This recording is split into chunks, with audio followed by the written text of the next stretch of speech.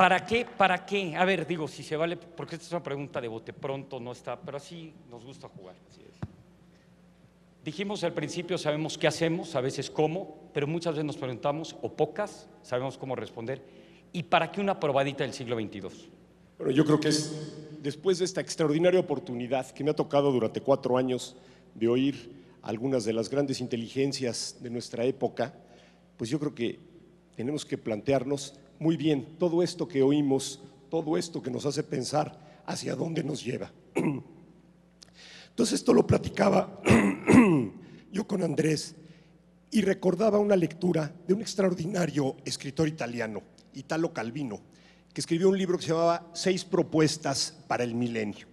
Eran las propuestas de levedad, velocidad, exactitud, movilidad, en fin, todo lo que él consideraba que debería de tener la literatura del siguiente milenio, que se concretaba en un solo concepto, que era inmediatez. Pensé que eso no solamente se refería a la literatura, sino al conocimiento en general y hacia la tendencia por donde iba la evolución de la cultura. Entonces me planteé lo siguiente: estamos en una época que todo lo determina la revolución cuántica, la revolución informática y la revolución genética. Muchos de los temas que aquí se tocan están enmarcados en esas 3 revoluciones que nos llevan a tener una idea totalmente distinta del mundo, de nosotros mismos y del proceso en el que transitamos. Y una de las características de estos años es que precisamente las ideas se expanden, se transmiten a una velocidad que nunca la tuvieron. Pienso, por ejemplo, por pensar en el mundo moderno, Galileo en el siglo XVII,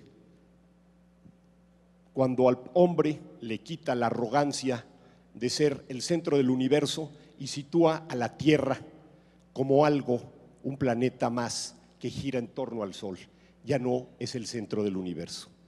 En el siglo XIX ya no es el hombre el que tiene un espacio único en la creación, sino es, a través de los estudios de Darwin y de la teoría de la evolución, una especie más que proviene de otras especies y que tienen troncos que se remontan al agua, se remontan a los organismos unicelulares, se remontan a los homínidos, se remontan a muchas cosas que no somos el centro, otra vez, ya no del universo, sino de la Tierra. Años después surge un personaje como Freud, en el que vuelve a situar que la racionalidad en la que nosotros también desde la soberbia humana queremos explicarnos todo, pues tampoco es una verdad absoluta, sino que existe un inconsciente y que hay una serie de condicionantes que son las que determinan nuestros impulsos, nuestras formas de ser y nuestras relaciones con los demás. Estas ideas, ¿cuánto tiempo tardaron en llegar a nosotros? Galileo habrá tardado 200 años, 300 años probablemente.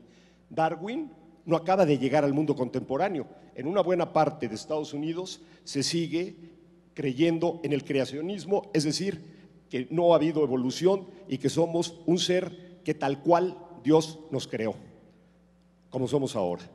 Y finalmente, Freud, al tener toda esta nueva idea del impulso y del inconsciente, durante el siglo XX transita hasta un punto en el que ya necesariamente no están por ahí las explicaciones, porque hemos entrado a un nuevo conocimiento, que es el conocimiento del cerebro.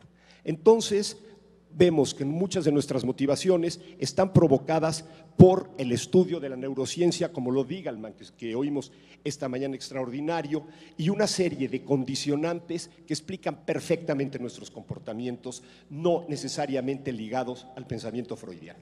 Entonces, todo esto, como lo diga Gallman, como lo de todas las gentes que participan en estos días o que están en el mundo pensando y que podemos tener un acceso inmediato a saber dónde está su trabajo, su investigación, su reflexión, necesariamente va a transformar las estructuras sociales, políticas, económicas y culturales en las que nos desarrollamos. Y estas necesariamente vistas hacia el siglo XXII serán distintas. ¿Por qué? Porque cambiará la expectativa de vida, cómo cambiará no el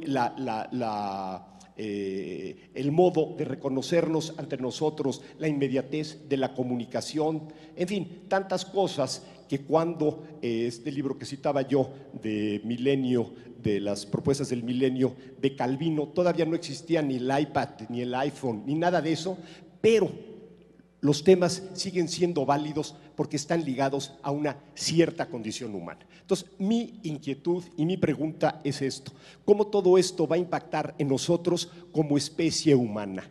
Y cómo los temas fundamentales que al hombre han inquietado desde el Antiguo Testamento, los griegos, los latinos, en fin, todos los temas universales en las religiones, cómo el hombre se relaciona con la eternidad, cómo se relaciona con la muerte, cómo se relaciona con la vida, cómo se relaciona con el amor, qué es lo que es importante, lo que es trascendente, necesariamente eso se va a transformar.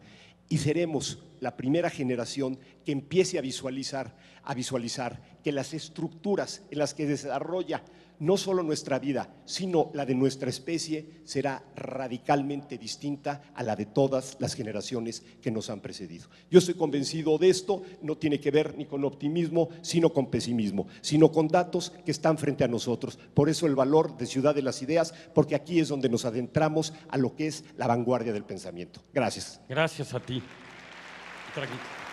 Yo solo compartirte brevemente que algo que me gustó y me provocó de tu proyecto y tu ejercicio, que vamos a empezar con David Boss. David Boss, como sabes, Rafael, es el padre de la psicología evolutiva.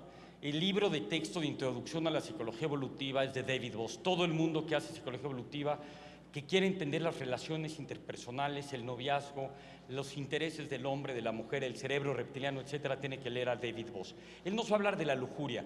Pero algo que me encantó de tu ejercicio y que lo felicito, porque yo como economista detesto las predicciones, más cuando se tratan del futuro, como dirían varios.